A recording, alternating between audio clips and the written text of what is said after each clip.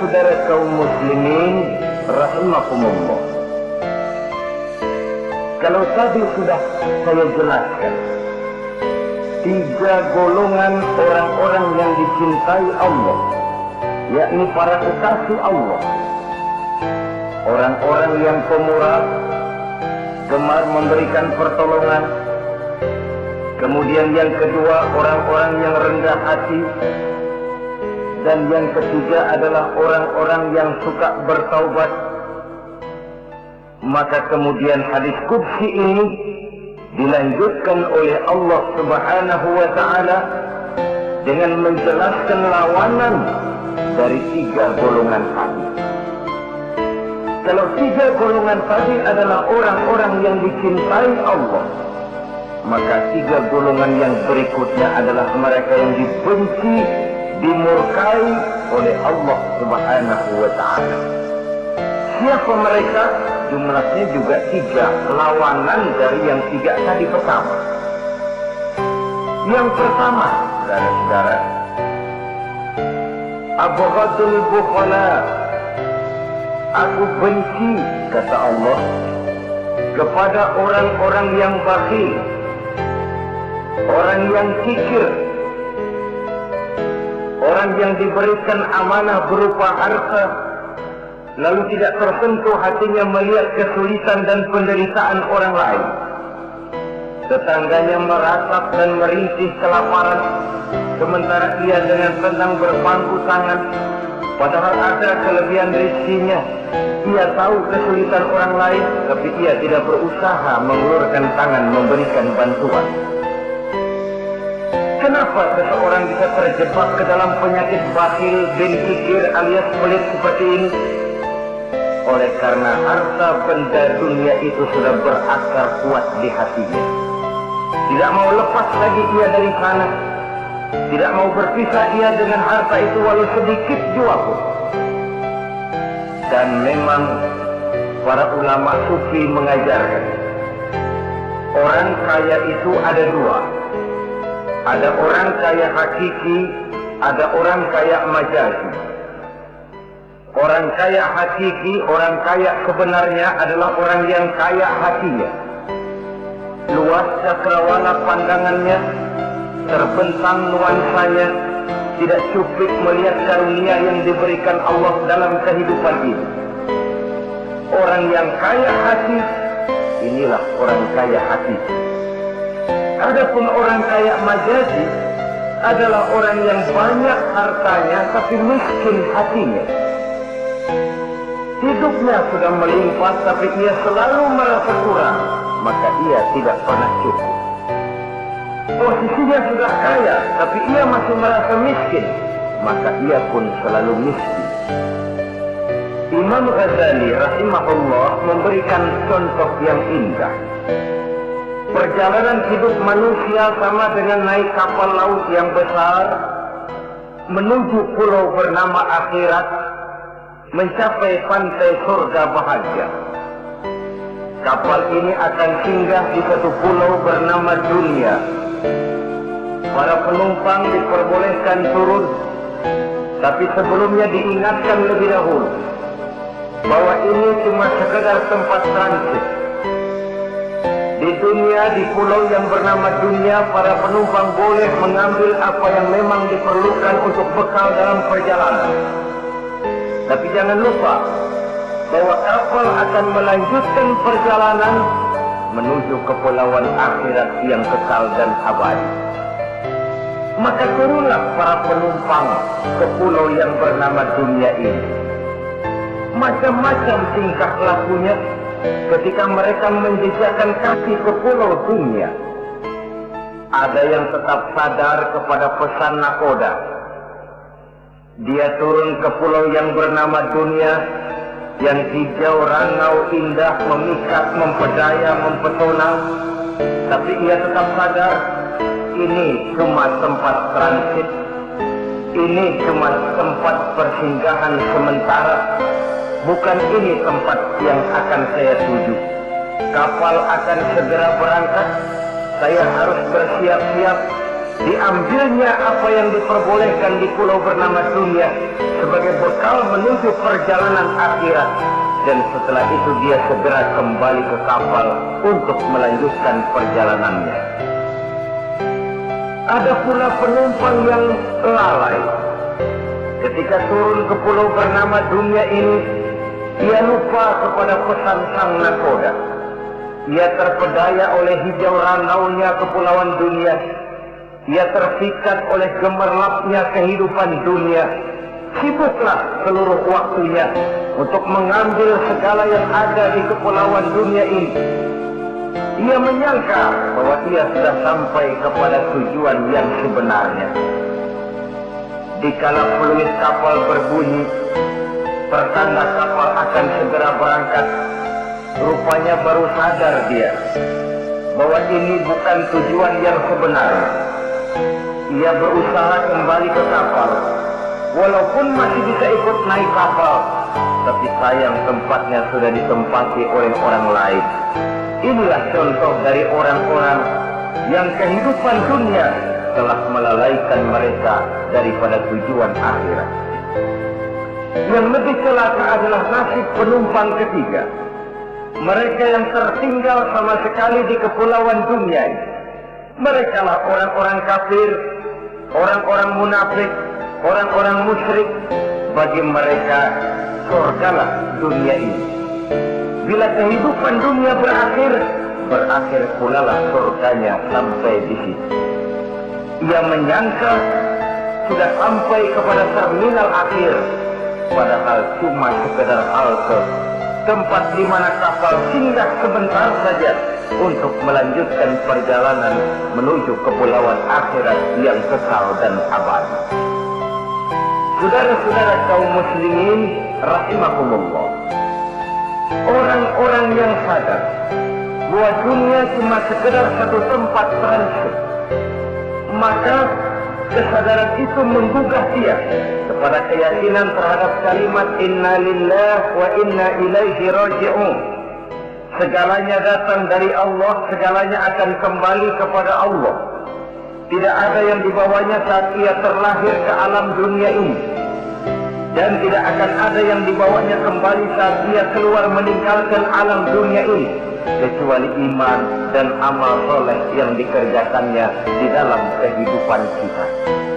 Bukan bakhil yang menyebabkan orang cepat jadi kaya, bukan pemurah yang menyebabkan orang jatuh miskin dan bangkrut, tetapi kesadaran bahwa segalanya datang dari Allah, segalanya akan kembali kepada Allah, akan membuat kita walaupun memiliki harta dan benda, tapi ia tidak berurat dan berakar di dalam hati.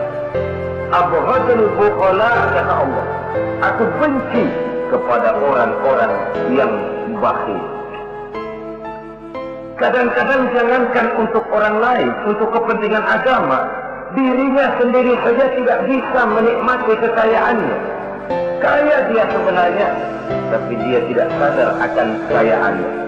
Lebih celaka lagi, dia tidak tahu untuk apa kekayaan itu akan dipergunakan. Lahirnya mazhab materialisme, hidup serba cukup, serba ada, seperti yang kita lihat di negara-negara yang makmur, di Eropa bagian barat misalnya. Keluarga-keluarga jet set yang akhirnya bingung karena kebanyakan harta. Kalau kita di timur umumnya bingung karena tidak punya harta. Di sana orang bingung karena kebanyakan harta, mau diapakan harta itu. Akhirnya timbullah gaya hidup yang aneh-aneh, membentuk klub-klub nudis terlepas dari pergaulan dunia ramai, bergerombol tidur di goa-goa, padahal rumahnya macam istana, kamarnya 37, ada kolam renang, ruangan ber-AC, kemana pergi mobil sejumlah keluarga, dari merek-merek yang mewah, keluaran mutaakhir. Tidak puas mobil punya kapal pesiar, kapal laut, tidak cukup kapal laut punya kapal pesawat terbang pribadi. Apa yang dimau uangnya bisa bicara, tapi akhirnya lalu sampai kepada titik jenuh, sampai kepada yang namanya frozen emotional attitude. Dan sikap bakhil inilah yang pada akhirnya mendorong seseorang untuk sampai kepada tingkat yang disebut tamak, rakus, serakah. Dan mental semacam ini tidak hanya membahayakan bagi pribadi yang punya watak, tapi juga bagi lingkungan, bagi masyarakat, bahkan dalam skop yang luas, bagi pertumbuhan suatu bangsa, bagi pertumbuhan suatu negara.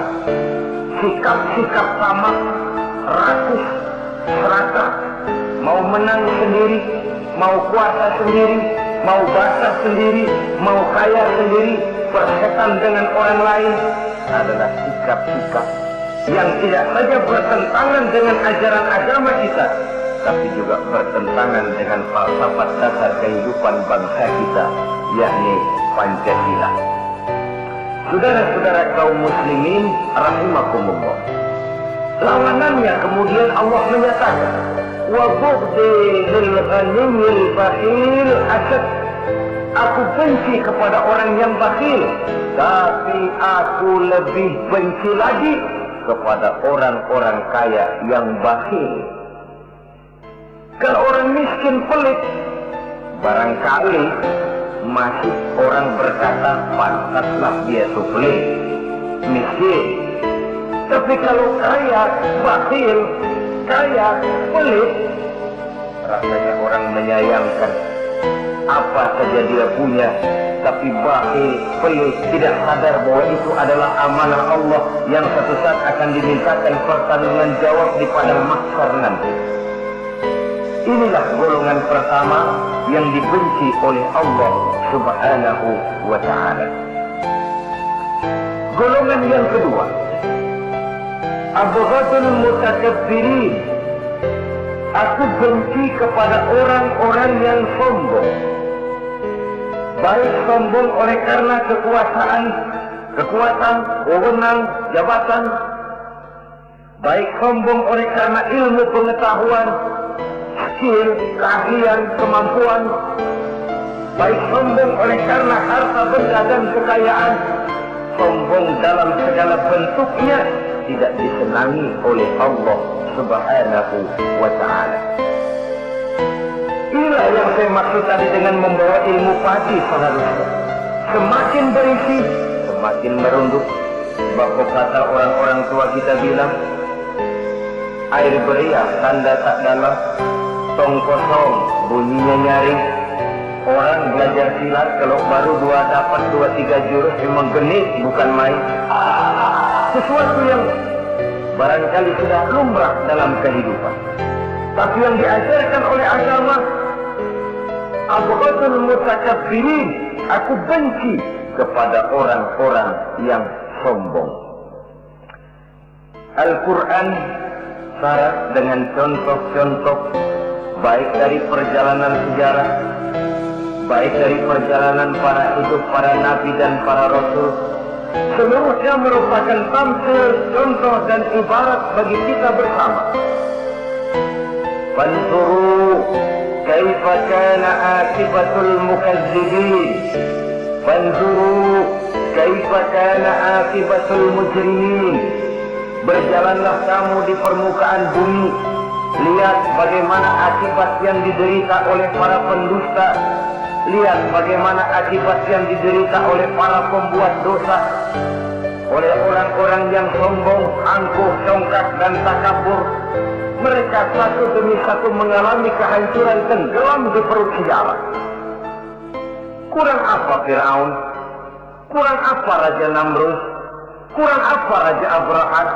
Tentaranya gagah perkasa, kekuasaannya luas, istananya megah dan besar, pengawalnya gentayangan di mana-mana, intelnya selalu siap siaga menjaga keamanan.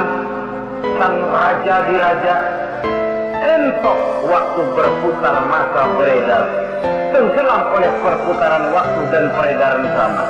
Tidak ada satu keabadian dalam kehidupan ini. Akankah kita melahirkan Fir'aun kelas baru, Namrud di zaman modern, Abrahat gaya kini, yang semakin berada di puncak kekuasaan semakin lupa diri dan lupa daratan? menjadi orang yang hanya mau benar sendiri, adil sendiri, makmur sendiri, tidak peduli menari di atas bangkai dan penderitaan orang lain? Akankah kita melahirkan korun-korun gaya baru yang sombong oleh karena harta kekayaan yang berlipat ganda? Ataukah kita akan melahirkan barsisul abid gaya baru yang sombong oleh karena ilmu pengetahuan yang dimilikinya? Marilah kita menyadari al-mutakabbir huwa Allah. Yang pantas, boleh dan sombong, wajar untuk sombong, cuma Allah subhanahu wa ta'ala. Abghadul mutakabbirin, aku benci kepada orang-orang yang sombong. Saudara-saudara kaum muslimin rahimakumullah, lawanannya kata Allah, selebihnya wa bughdi lil faqiril mutakabbir asad.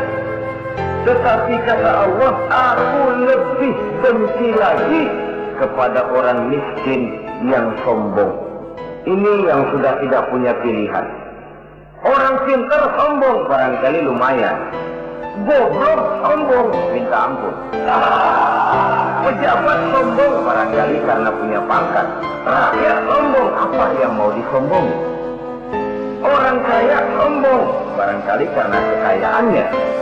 Melarat miskin sombong minta ampun. Sebab itu kata Allah, aku benci kepada orang-orang sombong, tapi aku lebih benci lagi kepada orang-orang miskin yang sombong. Hadis qudsi ini tentu saja memberikan satu kesadaran rohani yang paling dalam pada kehidupan kita setiap pribadi muslim, bahwa kita sejauh yang bisa kita lakukan hanyalah berusaha berbuat. Kita terikat oleh sunnatullah, kata kita orang beragama, hukum alam kata para ahli alam, natural of law katanya. Tapi di sebalik itu sesungguhnya segala hasil usaha, kepastian dan ketentuannya hak prerogatif dari Allah subhanahu wa ta'ala. Sehingga pada puncaknya kita akan sampai kepada pengakuan yang paling jujur, la haula wa la quwwata illa billah. Tidak ada daya kita, tidak ada kekuatan kita kecuali apa yang memang telah diberikan Allah. Ialah sumber daya, sumber gerak, sumber seluruh kekuatan.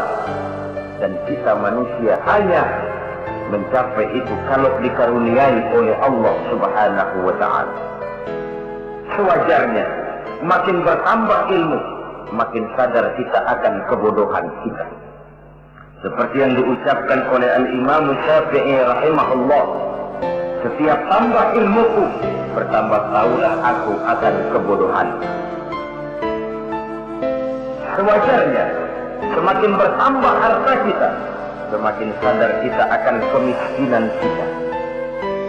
Semakin bertambah tinggi pangkat dan jabatan kita, semakin sadar kita dari mana kita datang, kemana kita akan pulang, dan di mana kita akan berada sekarang. Dengan kata lain, ilmu itu, harta itu, pangkat dan kedudukan itu sesuatu yang perlu dan perlu.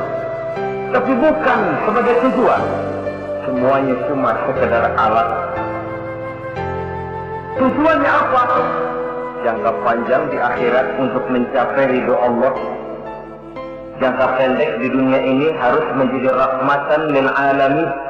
Bagaimana ilmu itu jadi rahmah bagi lingkungan, bagaimana kekuasaan itu jadi rahmah bagi lingkungan, bagaimana harta itu jadi rahmah bagi lingkungan, berfungsi sosial untuk kebersamaan di dalam kehidupan ini. Saudara-saudara kaum muslimin rahimakumullah, inilah golongan kedua yang dimurkai oleh Allah subhanahu wa ta'ala.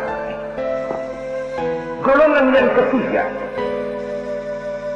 abghadul fasad, aku benci kata Allah kepada orang-orang yang berhati keras, berhati batu, tidak mempan nasihat, baik nasihat itu datang dari Allah, baik nasihat itu datang dari orang lain, baik nasihat itu datang dari dalam dirinya sendiri, atau bernasihat yang dipandangnya, yang dilihatnya dalam segala gerak kehidupan. Satu hari bahkan beberapa sahabat pernah menghadap Rasulullah Shallallahu Alaihi Wasallam. Ya Rasul, jikalau sekarang ini kami nyaris tidak punya problem, artinya semua problem kami tuntas, sedikit kami bingung, Tuanlah tempat kami bertanya. Kami tidak mengerti hukum, Tuan tempat kami meminta fatwa. Kami ingin mendapat petunjuk, kepada Tuan kami mengadu. Tapi nanti kalau suatu saat Tuhan telah berangkat meninggalkan kami ya Rasulullah, menghadap Allah Subhanahu wa Ta'ala, tinggallah kami hidup tanpa bimbingan Tuhan. Kemana lagi kami harus minta nasihat? Baginda Rasul senyum, kemudian beliau menjawab, taraktu lakum nasihatain. Kamu tidak usah khawatir. Kalaupun pada satu saat nanti aku berangkat meninggalkan kamu semua, kembali menghadap Allah Subhanahu wa Ta'ala, kamu tidak perlu bingung. Tempat kamu minta nasihat ada, tempat kamu bertanya ada, tempat kamu minta fatwa dan kepastian hukum ada. Taraktu lakum nasihatain. Aku tinggalkan untukmu dua macam nasihat. Pertama, yang aku tinggalkan kepadamu itu nasihat yang pandai bicara. Yang kedua, yang aku tinggalkan kepadamu itu nasihat yang diam saja. Sahabat lalu bertanya, kalau nasihat yang bisa bicara itu apa ya Rasul? Beliau menjawab, Al-Quranul Karim. 6.666 ayat, 30 juz, 114 surah, seluruhnya nasihat bagi umat Islam. Apapun yang akan kau kerjakan, kemanapun kau akan pergi, bertanyalah kepada Al-Quran, minta nasihatnya. Bertanya langsung? Tentu tidak. Bertanya kepada Al-Quran artinya fas'alu ahla dzikri in kuntum la ta'lamun. Jikalau kamu memang tidak mengerti, bertanyalah kepada yang mengerti. Yang mengerti Al-Quran tentu tidak lain para ulama, para kiai, para asatidz, guru-guru yang mengaku kita di majelis taklim. Nasihat yang pandai bicara, Al-Quranul Karim. Kemanapun saja kaki akan kita langkahkan, ke arah manapun bumi yang akan kita tuju, mintalah lebih dahulu nasihat Al-Quranul Karim. Usaha apapun yang akan kita lakukan, mintalah nasihat kepadanya. Itu nasihat yang pandai bicara. Lalu sahabat bertanya lagi, kalau nasihat yang diam saja itu apa ya Rasul? Beliau menjawab, nasihat yang diam saja itu maut. Diam saja dia, tidak bicara, tapi pasti datangnya. Dan itu jadi nasihat. Kalau sekarang kau menyolatkan orang lain, apa tidak mungkin besok kau disolatkan orang?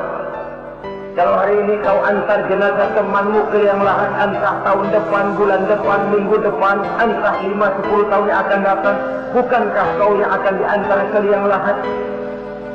Kau tengoklah temanmu itu, matanya masih ada tapi sudah tidak sanggup lagi melihat. Jangan melihat, digerakkan saja pun sudah tidak bisa. Telinganya belum kemana-mana tapi sudah tidak mampu lagi mendengar. Kakinya masih cukup tapi sudah tidak mampu untuk dipakai berjalan. Tangannya masih ada tapi tidak ada lagi yang bisa dipegangnya. Apa yang kurang kalau sudah demikian? Kau tumpuk harta kekayaan untuk 7 turunan, kau sangka kau tidak akan mati karena itu. Kau ingin selalu berada di puncak padahal hidup ini mendaki dan menurun. Ini seluruhnya merupakan nasihat. Orang yang hatinya keras tidak mempan nasihat yang datang dari Allah, Quran dan maut.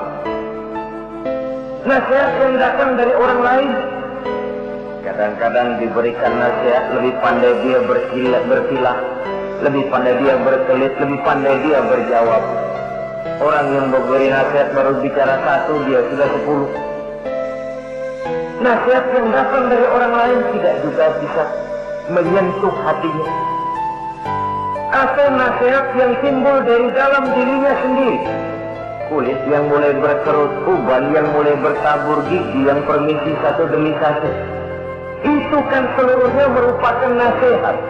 Tapi orang yang hatinya keras, kasar, istilah kita barangkali sudah kulit badak, muka tembok, kuping kebo, masuk dalam golongan khatamallahu ala qulubihim.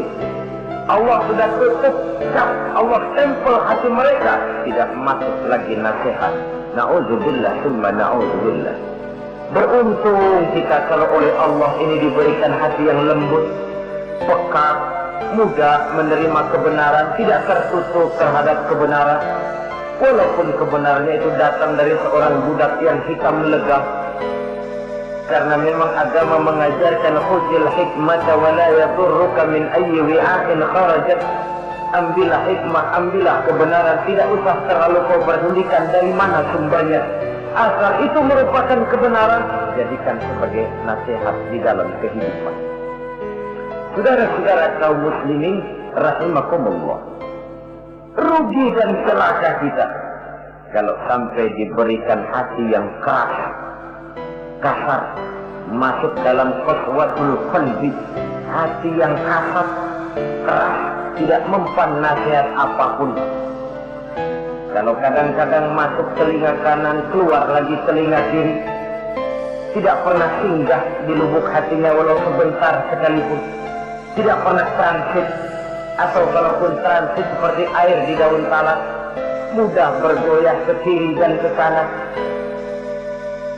Allah benci kepada orang-orang yang hatinya keras.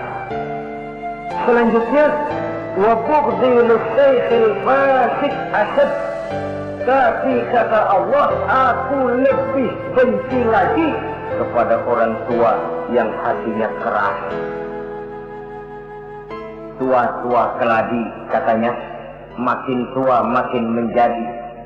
Kalau ada anak muda bandel, nakal, setidaknya orang masih punya harapan. Masih ada orang berkata, ya doain aja dah, mudah-mudahan dia makin dewasa, makin lurus jalan hidupnya, makin benar langkahnya, makin sadar rasa keagamaannya. Masih ada ucapan seperti itu. Tapi kalau sudah tua malah makin gila, orang sudah habis harapan. Paling orang bilang, tuh aki-aki udah asar, udah maghrib, udah dekat ke lubang kubur, bedung maghrib masih nyingsok aja di perapatan. Saudara-saudara kaum muslimin, habis rasanya harapan orang. Aku benci kepada orang yang hatinya keras, tapi aku lebih benci lagi kepada orang tua yang berhati keras. Kenakalan remaja dibenci Allah, kenakalan orang-orang tua lebih dibenci oleh Allah Subhanahu wa ta'ala.